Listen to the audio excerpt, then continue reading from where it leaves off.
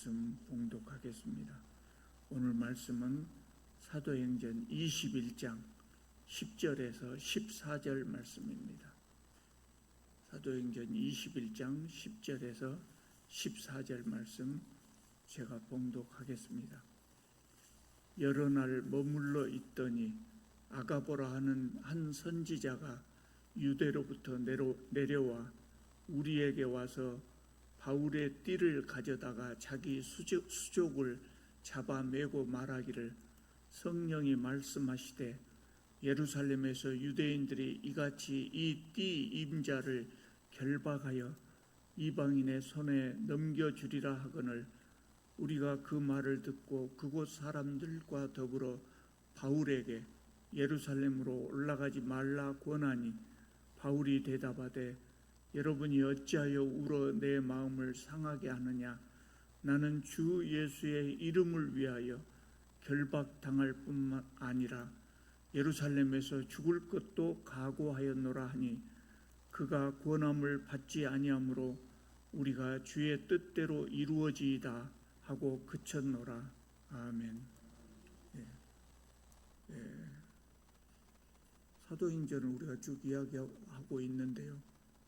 지난번 설교가 꽤 오래된 것 같습니다. 지난번 마지막에 제가 드린 말씀은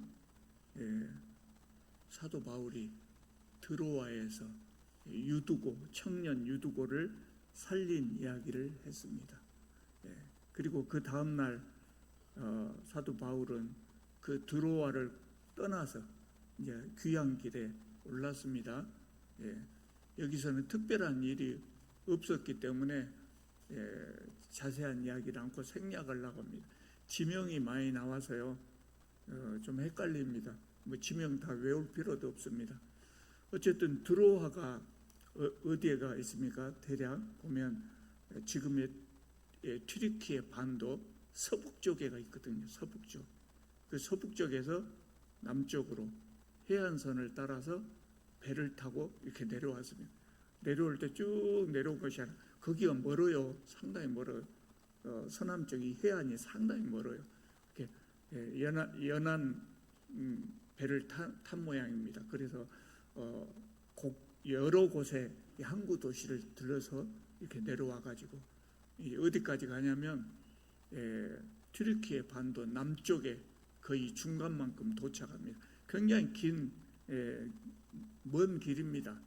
거의 생략하고 그렇게 해서 거기서 바다라 그 지명이 바다하고 혼동됩니다. 바다가 아니고 바다라입니다. 바다라라고 하는 튀르키예 반도의 남쪽에 도착해 가지고 거기서 배를 타고 귀향길에 올랐어요.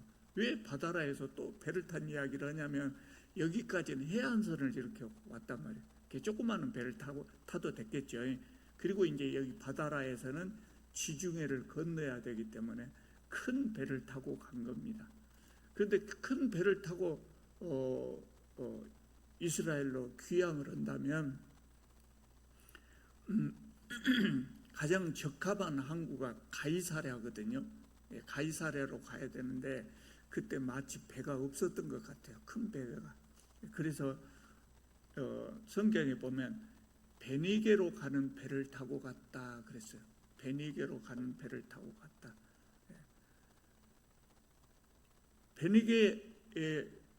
베니게는 고대 그 국가로 말하자면 페니키아라고 하는 나라입니다. 근데 이 베니게가 성경에 나올 때 베니게 이름은 별로 잘 안 나오고요. 두로와 시돈이라고 하는 베니게의 큰 도시, 두 도시 이름이 나옵니다. 그래서 사도 바울은 이 베니게에 있는 두로에 들렸다 그랬어요. 두로. 그래서 성경에 보면 4절에 보면 21장 4절에 보면 두로의 제자들을 격려하면서 이레 동안 거기에서 머물렀다 그랬어요. 두로와 시돈은요 구약 성경에 가끔 나오는데요 악명 높은 도시입니다. 무엇으로 악명 높습니까? 이방인을 섬기는 것으로 악명 높았던 그런 지역입니다. 그런데 거기에 교회가 세워진 겁니다. 놀랍게도 거기에 교회가 세워져요. 구약시대에 나온 그 이름으로만 이야기하자면 도저히 교회가 세워질 것 같지 않은 도시입니다. 또 교회가 세워졌어요. 어떻게 세워졌을까요? 스데반이 순교를 당한 이후로 예루살렘 교회가 온 유대와 사마리아로 흩어졌다 했잖아요. 그래서 예루살렘 성도들이 흩어져 가가지고 여기에 교회를 세운 것 같습니다. 그래서 두로에 교회가 세워진 겁니다. 그래서 사도 바울이 귀향길에 이 두로에 이제 들른 겁니다. 거기서 성도들을 만나서 신앙생활 잘하고 격려를 했어요. 그런데 21장 4절을 보면 두로의 성도들이 성령의 감동을 받습니다. 그래가지고 사도 바울에게 말하는데 뭐라고 말하냐면 예루살렘에 들어가지 마세요. 예루살렘에 가지 마세요. 그렇게 권했다고 그래요. 근데 사도 바울은 강권하는 것을 뿌리치고 예루살렘을 향해서 떠났습니다. 두로 사람들이 왜 예루살렘에 가지 말라고 했냐면 성령의 감동을 받았다고 했잖아요. 근데 성령의 감동을 받았단 말만 나오는데 성령께서 가르쳐 주신 것 같아요.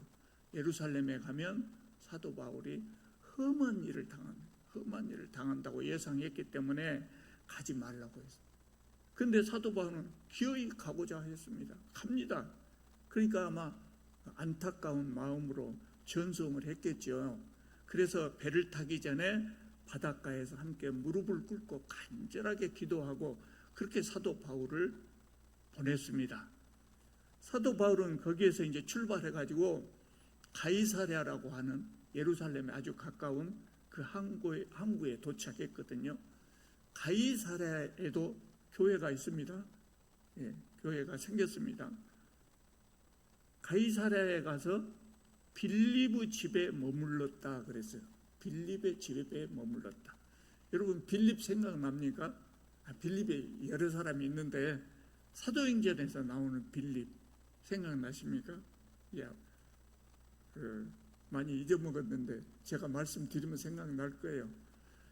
예루살렘 교회에서 선출된 7 지도자, 소위 우리가 보통 말하는 7 집사들, 그 중에 한 사람이 빌립이에요. 그리고 그 이야기 우리가 앞에서 했거든요. 사도행전 8장에 보면 이 빌립이 전도자가 되어가지고 에디오피아 내시에게 세례를 줬다 그랬어요. 사도행전 8장에 보면 나와요. 세례를 준 이후에 가이사랴로 갔다 그랬거든요. 예루살렘을 가지 않고 가이사랴로 갔어요. 그리고 그 가이사랴에 가서 25년 동안 사도 바울이 지금 거기 갈 때까지 25년 동안 그곳에서 사역하면서 가이사랴의 교회를 세운 겁니다. 빌립에게 딸이 4이 있었다 그래요. 근데 그 딸들이 다 예언자였다고 합니다. 지금은 예언자라는 직분이 없죠. 그런데 그때는 초대교회는 예언자들이 꽤 있었어요. 선지자라고도 하는 예언자가 있었어요. 왜냐하면 신약 성경이 없었던 시절 아닙니까? 그러니까 이 예언의 은사를 받은 사람들이 교회에 하나님의 뜻을 전하기도 했단 말이죠. 근데 이 빌립의 4 딸들은 처녀로 예언하는 자였다. 이렇게 성경은 소개하고 있어요. 그러니까 무슨 말이냐면 결혼을 하지 않고 지금의 그 가톨릭의 수녀들처럼 그렇게 하나님의 일을 했다는 이야기입니다. 그러니까 빌립은 자신이 전도자로서 열심히 하나님의 일을 했던 것 못지않게 딸들도 신앙으로 잘 키웠던 것으로 보입니다. 10절을 보면은요, 사도 바울이 지금 빌립의 집에 여러 날 머물고 있었는데 아가보라 하는 선지자가 유대로부터 이곳에 왔다 그래요. 아가보라고 하는 선지자가 사도행전 11절에 나왔거든요. 그런데 열심히 읽어도 잠깐 나오기 때문에 이름을 기억하기가 어려워요. 그런데 이 아가보 선지자가 15년 전에 바울이 안디옥 교회에서 일하고 있을 때 그곳에 왔어요. 그러니까 그 시절에는 이렇게 순회하면서 설교하는 사람들이 있었단 말이죠. 그런 사람이었어요. 그 안디옥 교회에 와서 뭐라고 이야기했냐면 예루살렘에 기근이 있을 것이다. 예루살렘에 기근이 있을 것이다. 그렇게 예언을 했어요. 그래서 안디옥 교회가 그때 예루살렘에 보내기 위해서 연보를 모아갖고 보냈던 적이 있어요. 그때 이제 이 아가보가 사도 바울과 알게 됐단 말이죠.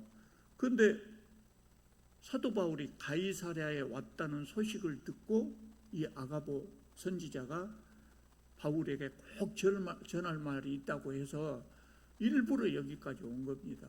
일부러 여기까지 온 겁니다. 그 와가지고 무슨 이야기를 하냐면 바울의 띠를 가져다가 자기 손발을 잡아 매면서 말했다 그랬어요. 뭐라고 말합니까? 성령께서 말씀하시기를 예루살렘에서 유대인들이 이 띠 임자를 이렇게 결박하여 이방인의 손에 넘겨주리라. 이렇게 성령이 말씀하셨다는 거예요. 우리는 보통 말할 때 그냥 말하죠. 근데 구약시대 선지자들은 예언을 전할 때 어떤 행동을 해요. 효과적으로 예언을 보다 효과적으로 전하기 위해서 그랬던 것 같아요. 오늘날 우리들이 행위 예술이라고 하는 것과 같은 어떤 퍼포먼스를 하면서 예언을 한 거란 말이죠. 아가보가 예언을 잘했던 사람입니다. 더욱이 그 자리에 빌립의 4딸들, 예언하는 딸들도 있었다고 그럽니다. 예언하는 딸들이 그 자리에 같이 있었다고 하는 것은 아가보의 말에 동의했다는 의미입니다. 그러니까 결국 그 자리에 5사람의 예언하는 사람이 있었어요. 근데 그 자리에서 그 이야기가 나온 겁니다.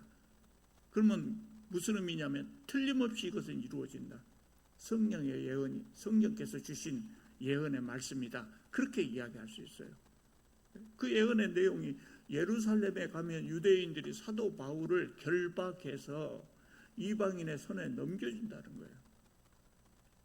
그래서 사람들이 바울에게 뭐라고 하겠습니까? 예루살렘에 올라가지 말라고 권하지요. 권할 수밖에 없지요. 바울이 뭐라고 대답합니까? 13절입니다. 아까 우리 함께 읽었죠? 바울이 대답하되 여러분이 어찌하여 울어 내 마음을 상하게 하느냐? 나는 주 예수의 이름을 위하여 결박당할 뿐 아니라 예루살렘에 죽을 것도 각오하였노라. 이렇게 말합니다. 결박당해서 잡혀간다. 그러니까 나는 결박당할 뿐만 아니라 죽을 것도 각오했다. 내가 무엇이 무서워서 못 가겠느냐. 주 예수의 이름을 위하여. 주 예수의 이름을 위한다면 결박당할 뿐만 아니라 죽을 것도 각오했다. 바울은 원래가 그런 분이었어요. 바울의 의지가 하도 강했기 때문에 사람들이 더 이상 말리지 못했다 그랬어요. 그리고 주의 뜻대로 이루어지기를 바랍니다. 하나님께 맡길 수밖에 없겠네요. 이렇게 할 뿐이었어요. 사도 바울은 자신이 예루살렘에 올라간다면 많은 고난을 당할 것을 이미 알고 있었어요. 이 사람들이 말 안 했어도 알고 있었어요. 오늘 21장을 이야기하고 있는데 20장에도 이야기가 나오거든요. 사도 바울이 에베소 교회 장로들에게 당부하면서 내가 예루살렘에서 환난을 당할 것을 들었다고 했거든요. 또 두로의 제자들이 가지 말라고 했고 아가보가 또 가지 말라고 그랬단 말이에요. 그런데 바울은 그들의 말을 듣지 않고 갔습니다. 왜 갑니까? 바울에게는 확실한 각오가 있었기 때문에, 마음의 준비를 했기 때문에 주 예수의 이름을 위하여 가고자 했던 것입니다. 이 부분을 읽고 어떤 분들은 이런 말씀을 하기도 해요. 바울이 예루살렘에 가면 고난당한다고 하는 것을 성령께서 여러 사람을 통해서 말하지 않았느냐. 성령의 말씀이라고 하면 사도 바울이 그 말을 들어야지 왜 그럼에도 불구하고 예루살렘에 올라갔느냐. 그러면 성령님의 말을 따르지 않는 것이 아니냐, 이렇게 생각하시는 분들도 있어요. 여러분들은 어떻게 생각하십니까? 20장 22절을 보면 우리가 그 부분은 안 보고 넘어왔습니다만 20장 22절을 보면 사도 바울이 뭐라고 이야기하냐면 자기가 예루살렘에 가는 것은 성령에 매여가는 것이다 그랬어요. 내가 가고 싶어서 가는 것이 아니라 성령께서 가라고 하신 거예요. 그러니까 예루살렘에 가라 한 것은 성령님의 말씀입니다. 가지 말라고 하는 것은 누구의 말이에요? 성도들의 권함이에요. 성도들의 말이에요. 성도들은 왜 가지 말라고 말합니까? 성도들이 예루살렘에 가지 말라고 한 것은 성령께서 예루살렘에 가면 고난당할 것이라는 사실을 알려줬단 말이에요. 성령께서 가지 말라고 하신 것이 아니라. 여러분들은 제가 어디 가다가 고난당할 것이라고 하는 것을 성령께서 말씀하신다면 저한테 가라고 하겠습니까? 가지 말라고 하겠습니까? 가지 말라고 하죠. 가지 말라고 하죠. 성령께서 말씀 안 해도 어저께 이상한 꿈을 꿨으면 저한테 와갖고 꿈자리가 사라니까 어디 가지 마시오. 그럴 것 아닙니까? 그런 이야기입니다. 성령께서 알려주셨기 때문에 그 사람들은 그것을 들은 사람들은 사도 바울에게 예루살렘에 가지 말라고 할 수밖에 없지요. 사도 바울 어쩝니까? 성령께서 가라겠으니까 갈 수밖에 없지요. 그러니까 사도 바울에게 가지 말라고 한 사람들은 그런 생각을 했을 거예요. 사도 바울이 거기 가가지고 잡혀가가지고 감옥에 갇히거나 죽는 것보다는 자기들 옆에서 오랫동안 복음을 전하면서 함께 같이 있으면 더 좋지 않겠느냐, 이렇게 생각한 것 같아요. 이제 우리가 사도 바울을 훌륭한 사도라고 하잖아요. 왜 그렇습니까? 그 고난 당할 것을 알면서도 그럼에도 불구하고 그 길을 갔기 때문에 그래요. 사도 바울의 생애의 요절이라고 할 수 있는 요절이 20장 24절에 나와 있어요. 여러분 잘 아십니다. 20장 24절.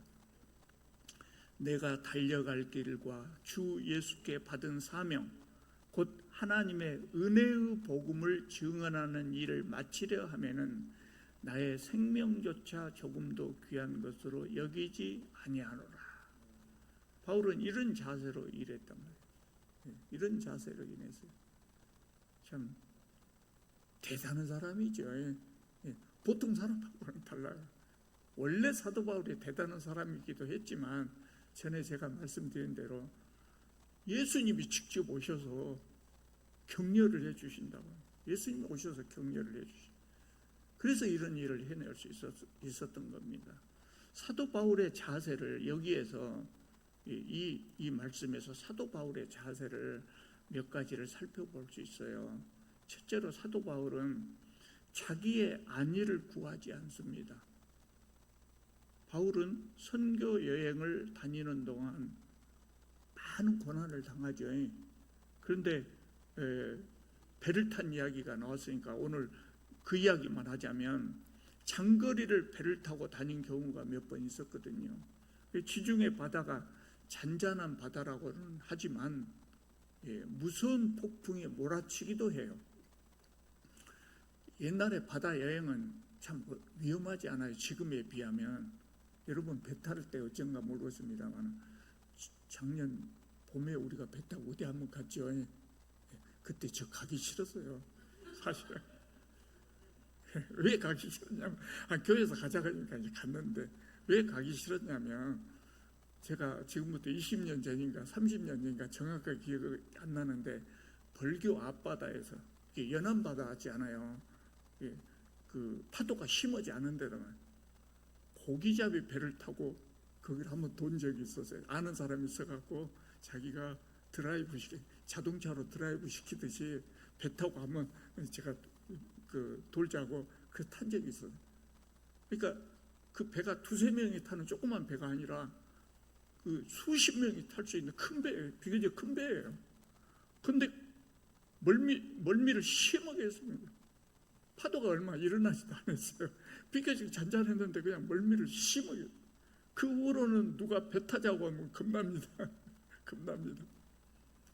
사도 바울 당시의 배가 지금의 배하고 비교가 되겠습니까? 작고 안전장치도 별로 없고 하물며 깊은 바다를 그런 배를 타고 항해한다고 하는 것이 쉬운 일이 아니란 말이에요. 그래서 사도 바울은 웬만하면 피하고 싶었을 것인데도 갑니다. 고린도후서 11장에 사도 바울이 겪은 고난을 거기 쭉 열거해놨잖아요. 많은 고난이 있는데 그 중에 배 타고 파선한 것이 3번이었대요. 파선했다. 배가 깨져버렸다는 이야기.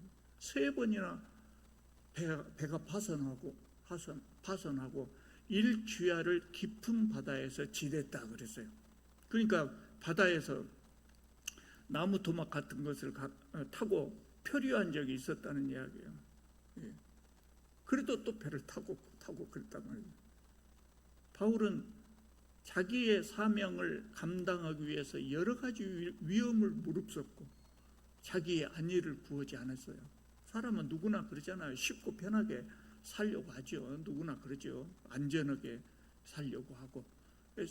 그러나 사도 바울은 지병이 있었음에도 불구하고 또 자기 생계를 위해서 스스로 일하면서 가진 고난을 무릅쓰고 자신의 사명을 다 한 겁니다.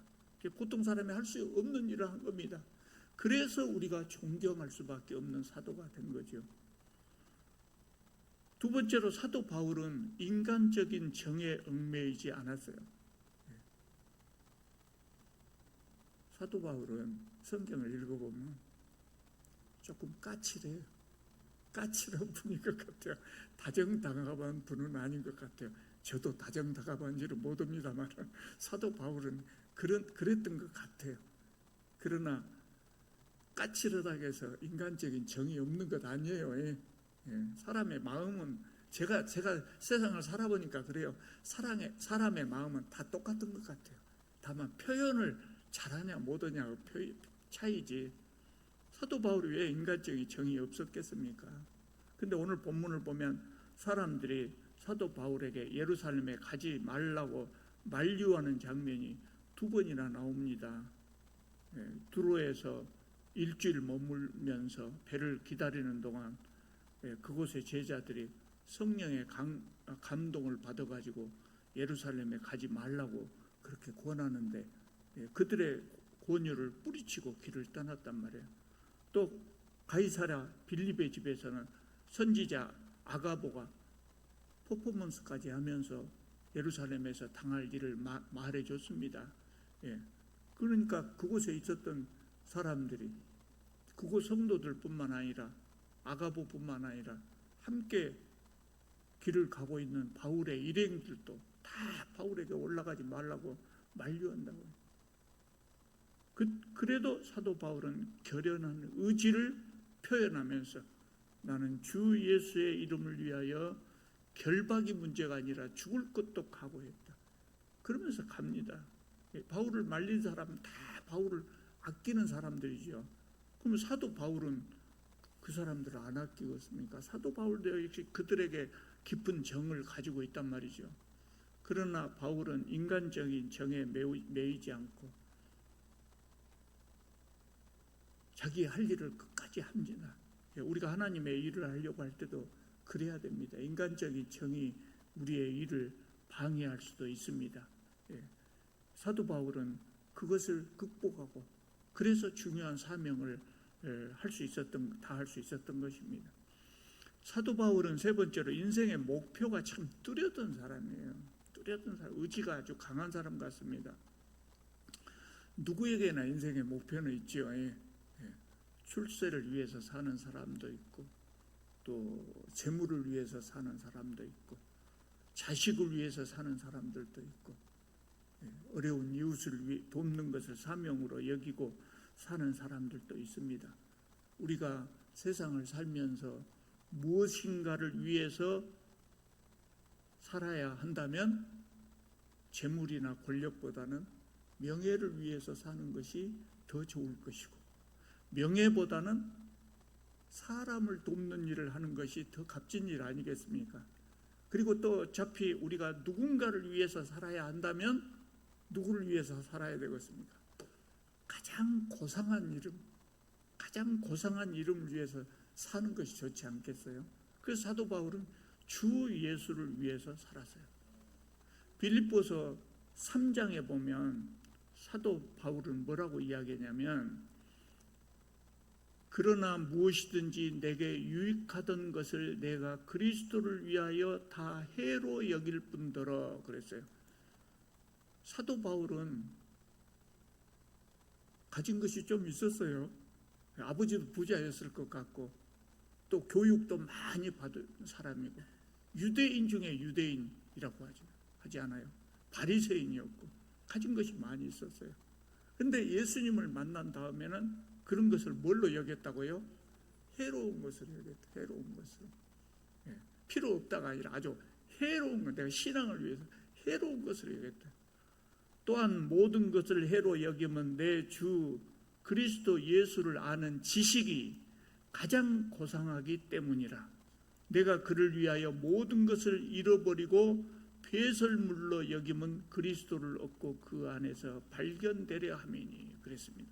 사도 바울은 예수님을 만난 다음에 오직 예수, 그분의 이름을 위하여, 주 예수 그리스도의 이름을 위하여 인생의 목표를 뚜렷하게 정하다. 그리고 그 길을 거침없이 갔던 분이에요. 그래서 조금 까칠하게 보일 수도 있어요. 참 훌륭한 분입니다. 여러분들은 어떤 목표, 어떤 사명을 받으셨는지 모르겠어요. 오늘 우리들은 사도 바울과 같은 선교사 사명은 받지 않은 것 같아요. 다 여기가 계신 거 보니까. 우리 중에 어떤 분은 앞으로 선교사 사명을 받을지도 모르겠어요. 그러나 대부분은 선교사를 보내는 역할을 할 것이고, 또 예수께서 우리들에게 주신 사명 중에는 복음을 전하라는 사명도 중요하지만, 그것 말고도 내가 살고 있는 그곳에서 하나님 나라를 확장하라는 그런 사명도 주셨어요. 가는 선교사 못지않게 보내는 선교사의 사명도 중요하고, 또 하나님 나라를 확장하는 사명도 중요합니다. 우리는 선교사로 나가든지 선교사를 보내든지 하나님 나라를 확장하기 위해서 그냥 자기가 있는 곳에서 일하든지 어떤 사명을 수행하든지 다 중요한 사명이기 때문에 그것을 목표로 잘 정하고 사도 바울처럼 주 예수의 이름을 위하여 일할 수 있기를 바랍니다. 기도드리겠습니다.